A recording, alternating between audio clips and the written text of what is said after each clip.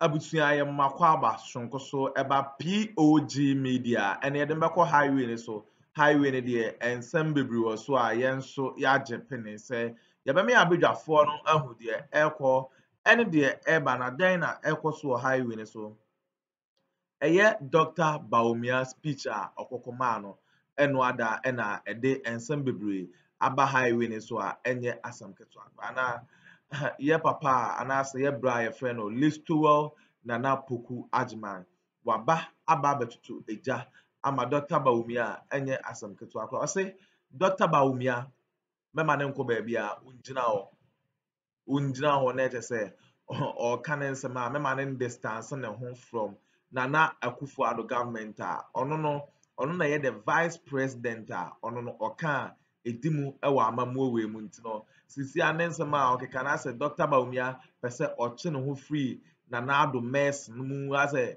Dr. Bawumia pese ono no ye independence na pese o ye ne so de Ghana for ne onye den enya adwen a Listowell nana poku wakeka bi ache ne yi ankasa enye asam keto akwa na o say Dr. Bawumia C0llapsě na sa C0llapsě cake a omutwetwa na Dr. Bawumia na oye den oso sekan mi twa sa cake na ensem a Listowell abro agu wo no enye asam keto akwa asem amunim say Listowell dey say ono no ka say o handle a obe handle very well ensem a Dr. Bawumia edi tu dwa no anya ne de osimo sori anamot parliament na mo bapu mo kontokwa we to NDC for to na MPP for to NDC for to na MPP for to no no de ensem a Dr. Bawumia no ento na so say Dr. Bawumia no oye true for shiniwa owo a ode beboa Ghana ye be pese ye be me abedwafo no be me akona yakwa akotie ensem a Listowell e de atuja na ansa na be kono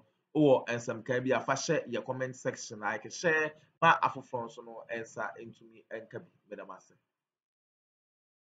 na we mo abaso edu enyumre se ya na una oma ye ho oman ne mu nsem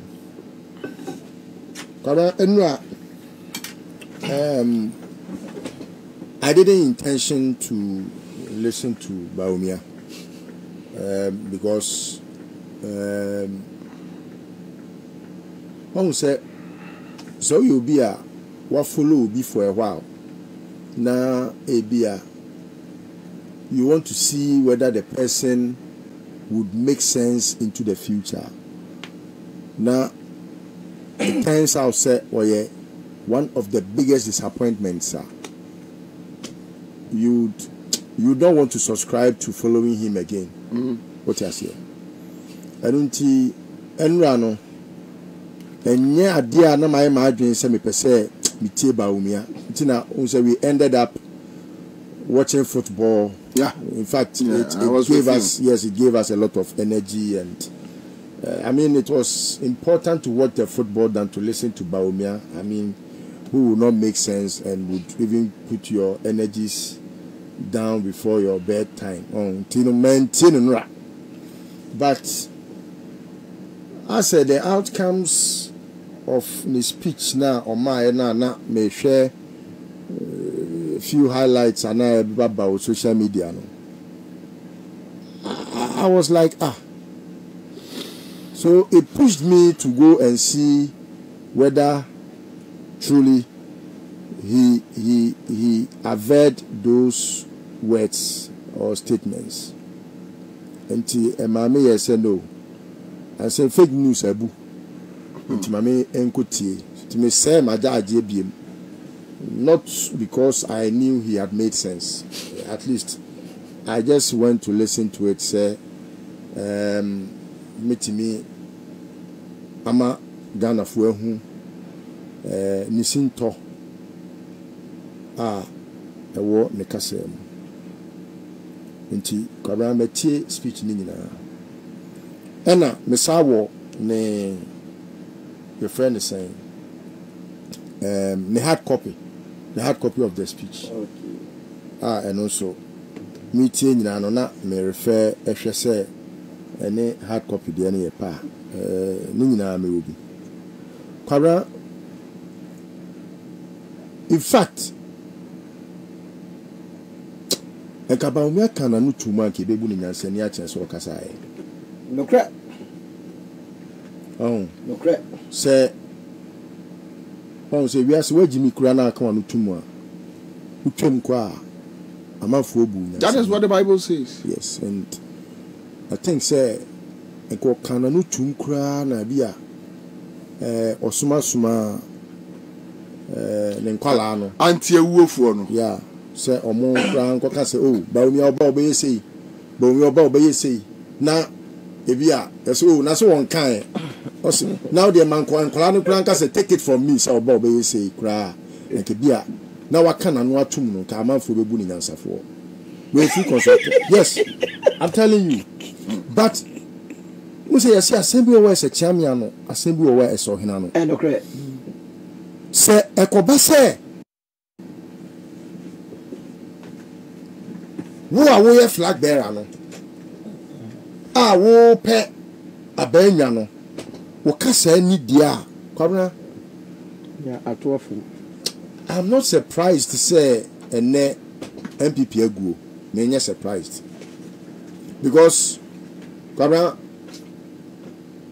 se party pa MPP no ene flag bearer odanu ni a kwabna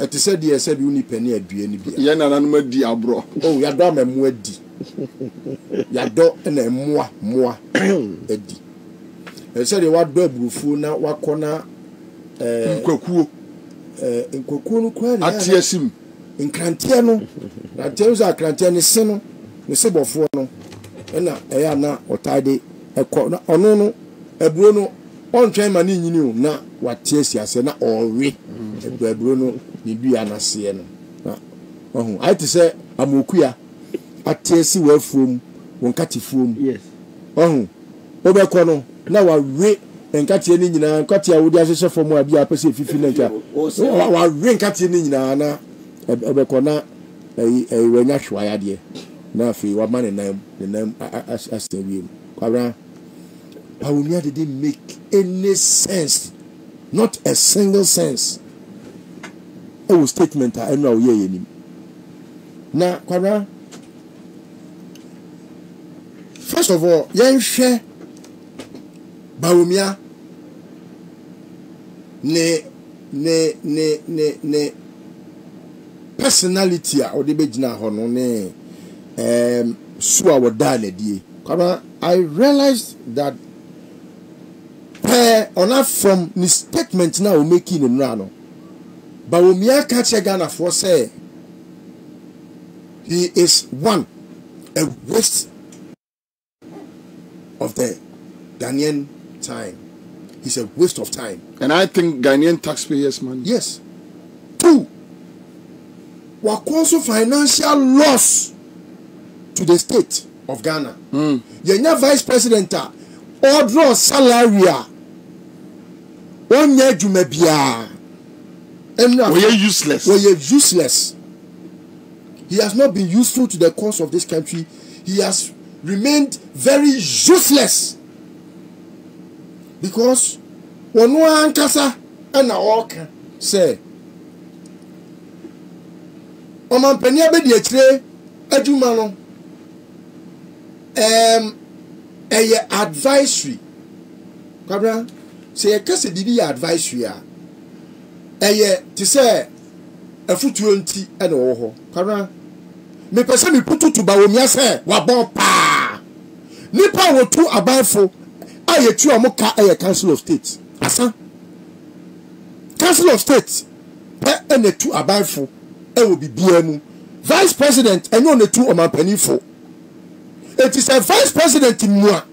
Timi be gina Ghana for nim e ka se onu na ye abanfo tufo a obi anse ni hu Bawumia say se wa bon in his attempt to want to run away from the position ni adwuma ni na sede no and I was say the role no your friend is saying advisory. Now, so we roll your advisory there. Then there is no need, say, enke prayer kofa vice president ebio kwabra oye very dishonest wonka no kure Really? Onya no kwafo no Bawumia one no kura bonsan ho ada one no kura be face to face no kwabna Bawumia na wie yaro no wawu ada bonsa Bawumia ka no kura no na sada na no peje wani hwewiem atemu da aba eye no mia no ono adome ne hu Yes, sir, no papa tie. oh hwe ada Bawumia ekogina court efa Quran hwe ayat no kwabna wakani pensa ade a wani huye no eni hu adanse sura no be kirew se uye kremoni a Quran no eye omo etro kronkron a omo fa ni agro enu nti no untimi nkofa Quran empeja nko wiem na unfa nkodi tro wa ade a wani ehuye ho na kwabra odi tro na emu no na owura tatu eputu no to a task, a religious task. Yeah. A spiritual question obusa no no. And when I was saying you and I were not there. And you and I were not there na chatu smile ye. Because we're nyano religiously, spiritually we're nyano. And only dia Bawumia born in one if you were one can we need no credit da. And until we here time I all can if the fundamentals are weak ni nyina no na yade a wodi di tro ato aban na owo ho ne so jo mahama aban ne so and wodi di tro sa na ene na no ayi nika etina unim say uro ne advisory a edi entina wo yire a woni ne da keta so wo koka say wo ye economic wizard economic wan ya unim the fundamentals unim say the essential economy ya one can say we yire say me the next time okwa koka say me mom ye futufo keke na okwa ye na otra anokwa nkanfo ano ekufo do ba be fa Bawumia say enu no ope no no kwabra na say bia sipen yo unim say the renomination exercise a o mapani kufo ye no Bawumia eka hu bi and no yes Abia because Ekufo nua bomti Ekufo Edward Ekufo Junior ono ena na oye country manager for De La Rue company na Cheska no yeah and omu wi ska no ne Bawumia etisika ni Kogu Bank of Ghana na apie Kogu Bank of Ghana na apie ma omu fa Kogu Bank of Ghana security head okay Roko Frimpong omu ku no yeah krono ti omu ku papa no kwa bepem ne womo mkunu no yehu omo all because papa na kote to se sika no e be ra bank wa na dwo no de pick up abefa bullion vans abefa sika ne ko e no de ye campaign na it omo say one good turn deserves another enti ene sa na tie dia Bawumia na ema yetimi nya sika ma de ye campaign tie ne efa ne nya running mate eno na ema ne be running mate he didn't even qualify David that's now on your party back only 5 years I don't go there only 1 year problem constituency executive qualify me say police station executive no onye bi no our party na go there no your man waiver all because Ekufo do say Bawumia bin our economy ehihye mu ena okofa ne bae nipa o ka se Bawumia bin no anya bia no oko University of Ghana ekoye economics onya third class yes but obi a onya third class bia no at least I presume say sebi anya pass nko anya third class there o dey fan say the basics of economics meboa economics with that yes ena wakofa Bawumia etu wakofa Bawumia de ne bae no wonu na sabedi adanse se Bawumia nyankopɔ de wiase nyansa nyina se ne tirim aye krata cheche hawa watoto nuama yie ama wode dollar ne krampo akɔ hye afiase ama wode safo na ama IGP okay sabrena no waka no wo se twa NDC fo mpoa se NDC fo yi mo economic management and was start here no bobo jamba for Alancha mate. No can no asre. Koliko, zombie, Jimmy, no asre. And this is for singing. A chubenu, amayamone danta. And then, what you, Nikakra can the Kesi Bese, Bawumia Bese, and then you know. And I hear Pam the Danta. I feel you say, Danta ya more permit me mamu fan shame because enye metwa they can watch you one I will say if the fundamentals are weak the exchange rate will expose you. Today you are exposed because the fundamentals are so weak to the extent say eneno kan ni sika na mikura for cedi america dollar no ene mi hia ne ma ho prensa ansa na metimi akoto dollar baako. Na fe wie ya e sense wo wadwini mabo 20 no dwe se Ghana for yen se bi yadwini mo hate se wa no we nya kwa aka kire se Jomahama 4 cedis na nam de koto dollar no enu mu odu che wo 12 cedis and the Bawumia. I mean, how can a human being be this stupid? Stupidity is stupidity. No, Jimmy. No, Jimmy, me I don't expect say oh, my no papa bo who card work school say no what bad baby Jimmy say no. I don't expect that from a human being. You must let at least a bushia reap what they have sown. School fees in home man for so that is what because in society no. Say me mama de mako school na se sebi a chinebi. School no. Man fa nyansa ni nimdie anya adwuma. Man fa suban ni nimdie anka ho. Oh, I was so be whom say Jimmy. I'm telling you. And that is what qualifies Bawumia's double standard. Your friend is saying tendencies, no? Kwabra. Ebio. Or you're highly irresponsible. These are things that would not qualify for any.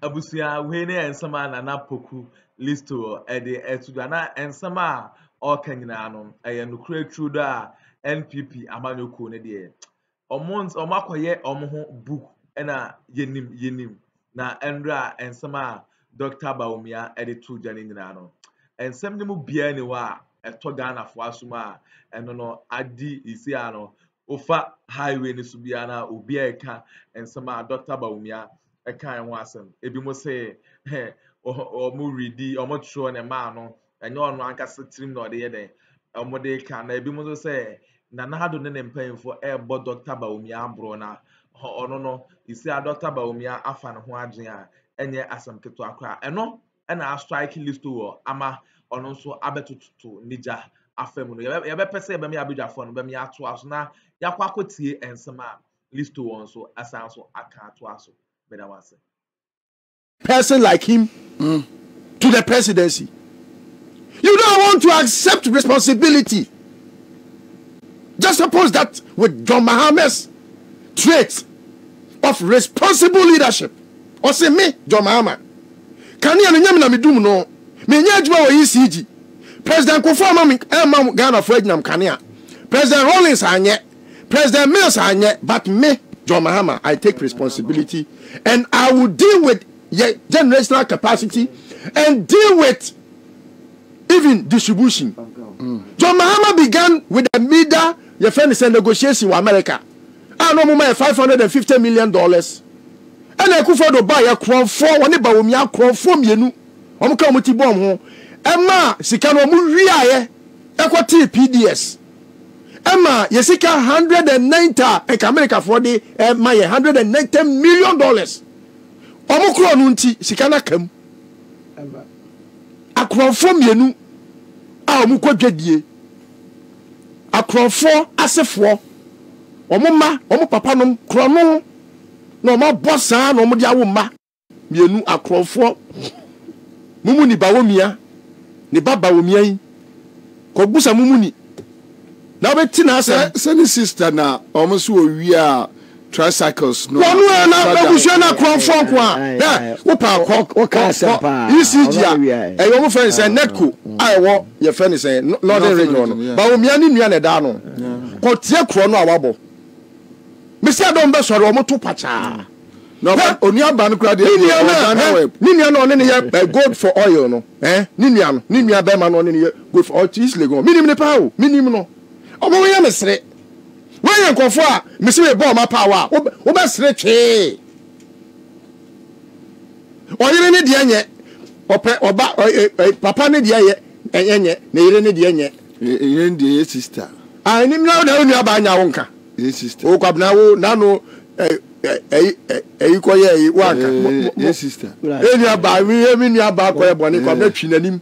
Twi nanim. Anti ye twi a. We on the easy. Twi se fa kan kura twi sister de eni aba. The next point.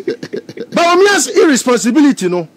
It is as a result of how he is overly selfish. Fantastic. You see, it is only selfishness. And the Bema Obia Oni Obi wa Bemu. What they are granted say, and your mother Bawumia be catch there and for Kufado Hunano, so to a Kufado for one fat, a Kufado Yaman Boyani, San your money in a fan is no crack. Fantastic. And Tisani Panoa, Utuni for one fano. Oh, boy, my Ghana no. Oh, to mine pan samno. Oh, go ye numano. Oh, to Juma, any ya brabo pan samno. Oh, to ye bottom, Eddie Levi Bano. Bawumia, a day now cafa. Onim Yansa. Onim Yansa. Ankari. Wo, ye to Ghana for bottom, ye discacoto, ye mobile money so. Es a Nibia moledi, already Jicote dronum. Power pani sika won kran ha osani momo e na odi akọ srem ame dia ye bibia sini ho ana wodi akohwe busua obekọ na pampe matai sika no mobile money no wasa yibie firim wo wodina mobile money na ai friends say take ofu anam e tutu Ghana fo botom wasa akọ akọ ai chemensa bonsu birthday party a ya ye 11 cake who said in a chair? I'm when you are dead. Who ya? I catch her say, me ba 11. Oh, yes, you will be. Me say, we have only 2 categories of human beings in the world. And you mean Bako, or no what Jimmy Via, as an way, baby. Yes. Think before you act. Bako, so, or no, dear. What were you dear? A friend of Baba Jim, on the warrior Jimmy for first class. Obi obeka says any pani nya sani bia no sini hu fantastic obi a wakoya de wie no aba fia ba badwe ho ututu anu ma hu wie na de be kire penifo say pani abo be ni eye wuni ene wose na abo anu no Jimmy Jimmy pe who doesn't consult answer no ye bibi pe bia ni o ene who can statement ne krampa almost say the authenticity of the statement cannot be verified, and I say invite for no statement name no. Of say I feel no more consultation. Yeah. It is only a fool who acts before consulting. He thinks. What must come first? Is it the cart or the horse? Osuno anasa afunumu. Pianioma. Who the name see a flumu and himself flumu pia on pia. I just saw the name man question that China Homason Yomano, not in the quans or see a flumu. And on a bruni say, don't put the cart before the horse. It is only a fool. Like how Bawumia is behaving. Yes. What must I say?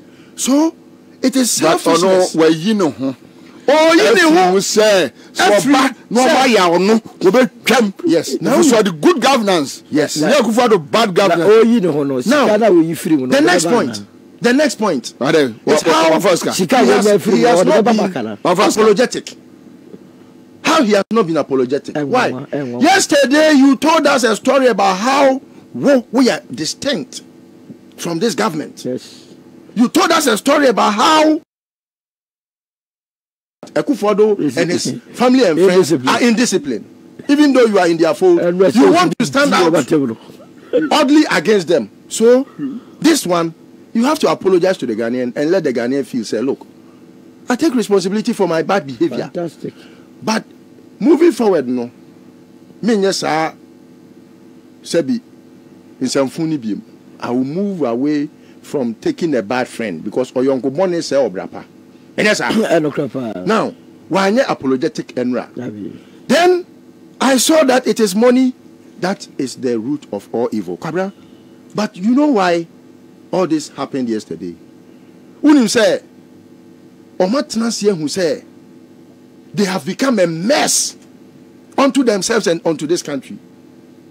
And the failure no, as gargantuan and gigantic the failure is no, they will have no message. Because no, President Kufuor told us yesterday that they have message. Look, I will come to President Kufuor's, but you know, Senior Kufuor there. Do baby, I will say, most spare me. I will finish it when I'm finished. Anyway, 45. It may be my weeks here, Kwabra. I'm going for a consultant. And a consultant, Nekacho, say. The reason why the opposition is becoming popular than anybody in government, you know, especially Bawumia, is because the opposition is singing the choruses that the masses want to hear. And you know, for you to remain relevant in Ghana politics, no, you have to sing the songs of the opposition. And Bawumia now has been ordered by the consultant. Sir,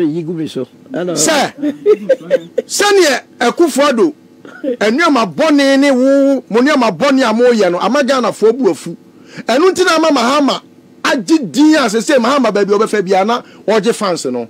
And you know Mahama at one. Konekotos Hanum Nebi. Now also Bowan Casawu Weti, Nebowa by Neti, Nagana Fo who say, and your ma air Coswa Benimono, Sabio, say, dear, a Krasimaka, Nelson Menway. Nanaba will be a reef, say, anybody at the same way, say, Baby. Well, I bought you a new and young one. I bought some say Quanaco wrong and anti crew. Yes, it is. Ravenka, oh, Ravenka. Because I go for the Mamenka. Yano. Every day I'm all the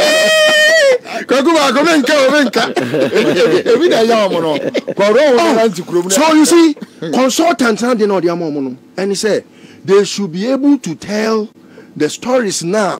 Opposition canon. No, I'm more relevant, no, because I don't Ghana for episode mutie. Now, but you, Bawumia, you have now one missing commit suicide. No. I don't know what committed suicide. He has committed political suicide. Sorry. So you are telling me that you are a foolish man? Yes. Because you and Akufo-Addo, you are one. You are political ticket. Mahama Mills, POG Media, Aka, so throw the buy Mills, Mebwa, and then Akufo-Addo Bawumia. That's the political ticket. And this person catch me say, they say ticket no can one, and Akufo-Addo and complaining too, because you cannot run without a running mate. Running away from himself. So running away.